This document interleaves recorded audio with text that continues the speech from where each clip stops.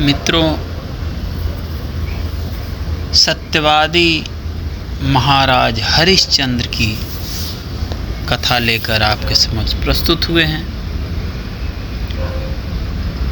सूर्यवंश में त्रिशंकु बड़े प्रसिद्ध राजा हुए हैं।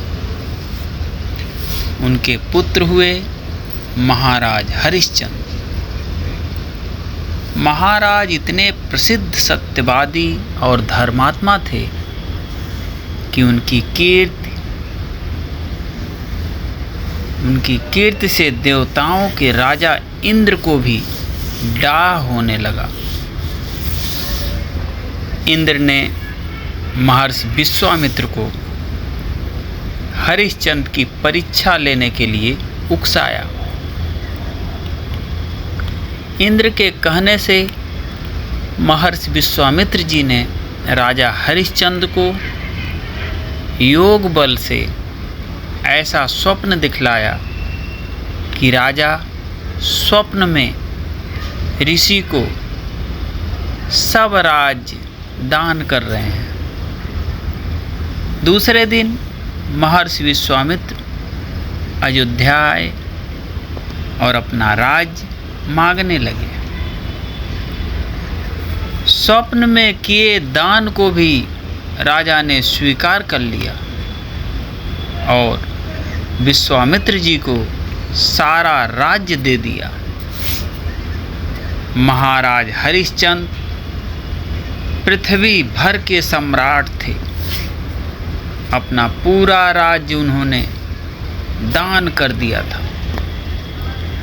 अब दान की हुई भूमि में रहना उचित ना समझकर स्त्री तथा पुत्र के साथ वे काशी आ गए, क्योंकि पुराणों में यह वर्णन है कि काशी भगवान शंकर के त्रिशूल पर बसी है। अतः वह पृथ्वी में होने पर भी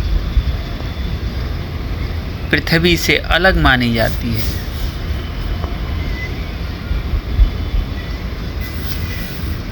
पृथ्वी में होने पर भी पृथ्वी से अलग मानी जाती है।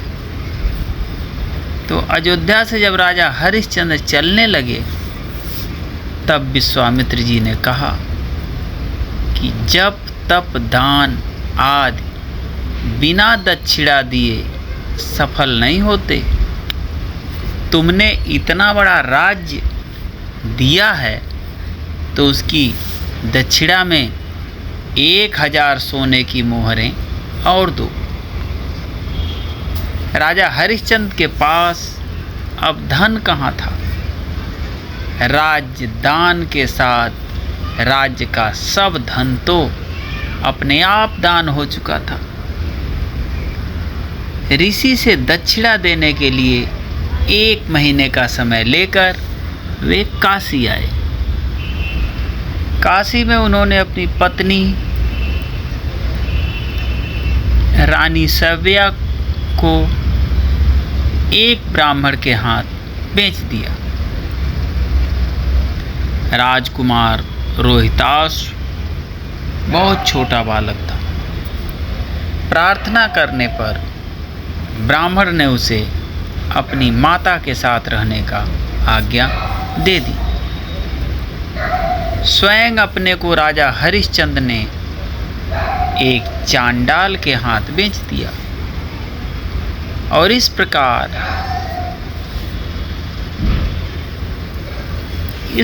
ऋषि विश्वामित्र को 1000 मोहरें दक्षिणा में दी। महारानी सव्या अब ब्राह्मण के घर में दासी का काम करने लगी। चांडाल के सेवक होकर राजा हरिश्चंद्र शमशान घाट की चौकीदारी करने लगे। वहाँ जो मुर्दे जलाने को लाए जाते उनसे कर लेकर तब उन्हें जलाने देने का काम चांडाल ने उन्हें सौंपा था। एक दिन राजकुमार रोहितास ब्राह्मण की पूजा के लिए फूल चुन रहा था कि उसे सांप ने काट लिया। सांप का विष झटपट फैल गया और रोहितास मरकर भूमि पर गिर पड़ा। उसकी माता महारानी सैव्या को ना कोई धीरज बंधाने वाला था और ना उनके पुत्र की देह शमशान पहुंचाने वाला था। वे रोती बिलखती पुत्र की देह को हाथों पर उठाए अकेली रात में शमशान पहुंची। वे पुत्र की देह को जलाने जा रही थी कि हरिश्चंद्र वहां आ गए और मरघट का कर मांगने लगे। बेचारी रानी के पास तो पुत्र की देह ढकने को कफन तक नहीं था।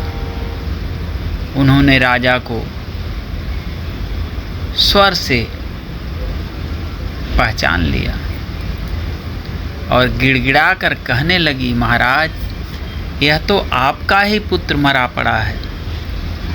मेरे पास कर देने को कुछ नहीं है। राजा हरिश्चंद्र को बड़ा दुख हुआ, किंतु वे अपने धर्म पर स्थिर बने रहे। उन्होंने कहा, रानी, मैं यहाँ चांडाल का सेवक हूँ। मेरे स्वामी ने मुझे कह रखा है कि बिना कर दिए कोई यहाँ मुर्दा ना जलाने पाए। मैं अपने धर्म को नहीं छोड़ सकता। तुम मुझे कुछ देर तक पुत्र की देह तुम मुझे कुछ देकर तब पुत्र की देह जलाओ।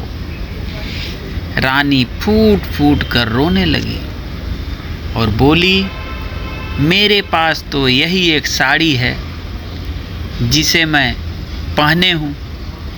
आप इसी में से आधा ले लें।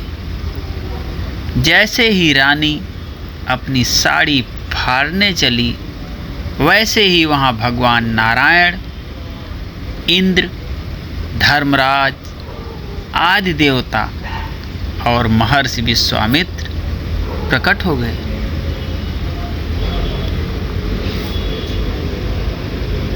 महर्षि विश्वामित्र ने बताया कि कुमार रोहित मरा नहीं है।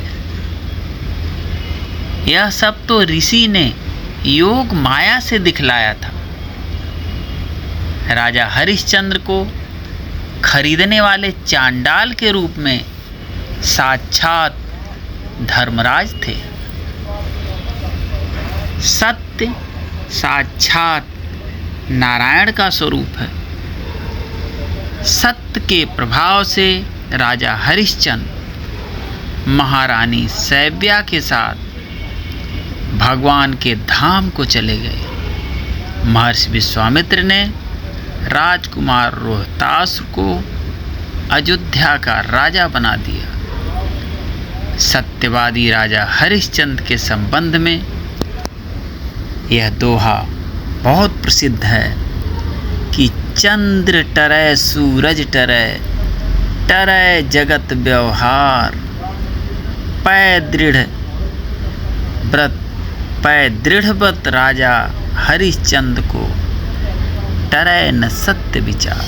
तो मित्रों, राजा हरिश्चंद्र की ये कथा आपको कैसी लगी, कमेंट बॉक्स में अवश्य बताएं। फिर मिलते हैं अगली रोचक जानकारी, कहानी, कविता के साथ। तब तक के लिए जय सिया राम।